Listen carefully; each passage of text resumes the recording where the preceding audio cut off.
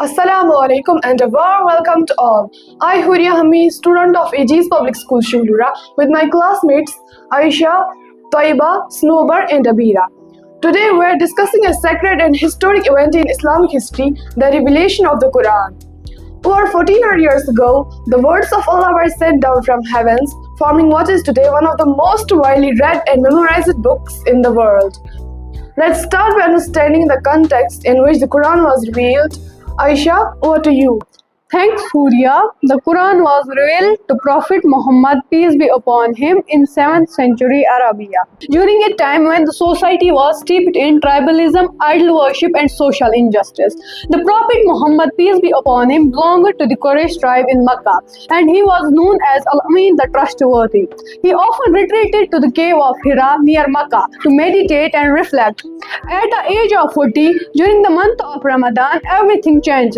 That's when the first revelation came, marking the beginning of the 23-year journey of Quran's revelation. Exactly, Aisha. The first revelation took place in the cave of Hira on the night of Power Laylatul Qadr. While the Prophet was meditating, Angel Jibreel appeared to him and commanded, "Iqra," meaning read or recite. The Prophet, who was unlettered, replied that he could not read. This happened 3 times, and when the angel revealed the first verses from Surah Alaq, chapter 96. Read in the name of your Lord, who created man from a clod. Read, your Lord is most generous. The Prophet was deeply shaken and rushed home to his wife, Hazrat Khadija Radhiyallahu ta'ala anha, who comforted and believed in him. She later took him to her cousin Barqa ibn Nawfal, a learned Christian, who confirmed that this was indeed the angel who brought revelation to previous prophets like Moses.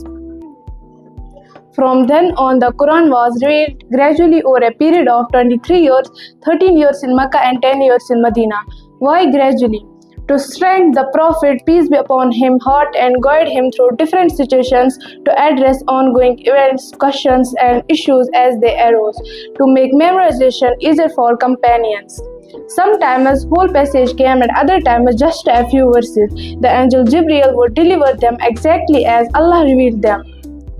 The Prophet, peace be upon him, would then recite them to his companions and they would memorize and write them down immediately.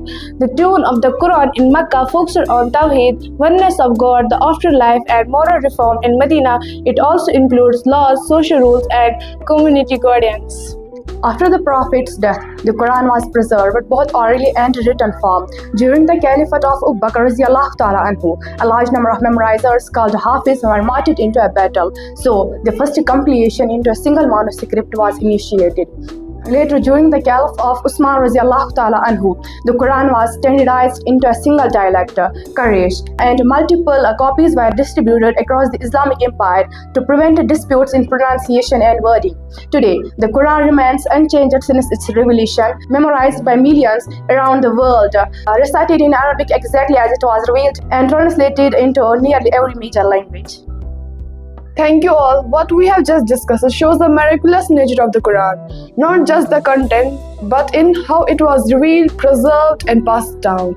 Over this day, it guides over 1.9 billion people, offering light, mercy, and wisdom.